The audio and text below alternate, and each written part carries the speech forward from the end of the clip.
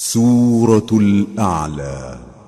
بسم الله الرحمن الرحيم.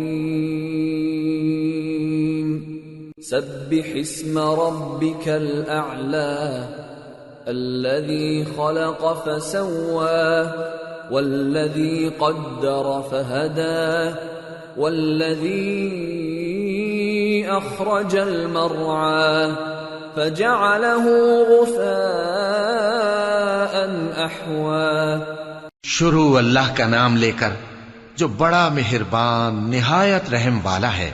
اے پیغمبر صلی اللہ علیہ وآلہ وسلم اپنے پروردگار عالی شان کے نام کی تسبیح کرو جس نے انسان کو بنایا پھر اس کے اعضاء کو درست کیا اور جس نے اس کا اندازہ ٹھہرایا پھر اس کو رستہ بتایا اور جس نے چارہ اگایا پھر اس کو سیاہ رنگ کا کوڑا کر دیا. سنقرئك فلا تنسى إلا ما شاء الله إنه يعلم الجهر وما يخفى. اے نبی صلی اللہ علیہ وآلہ وسلم ہم تمہیں پڑھا دیں گے پھر تم فراموش نہ کرو گے مگر جو اللہ چاہے. وہ کھلی بات کو بھی جانتا ہے اور چھپی کو بھی.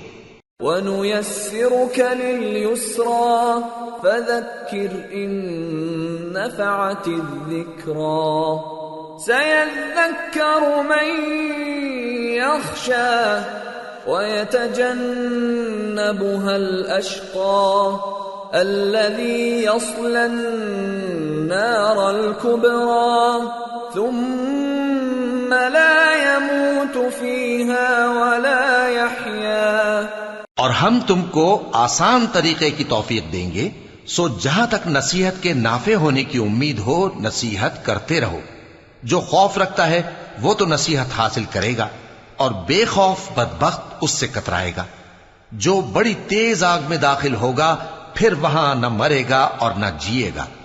قد افلح من تزكى وذكر اسم ربه فصلى بل تؤثرون الحياة الدنيا والآخرة خير وأبقى إن هذا لفي الصحف الأولى صحف إبراهيم وموسى.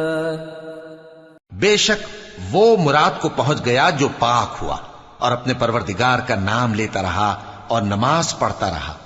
بات یہ ہے کہ تم لوگ تو دنیا کی زندگی کو ترجیح دیتے ہو حالانکہ آخرت بہت بہتر اور ہمیشہ باقی رہنے والی ہے.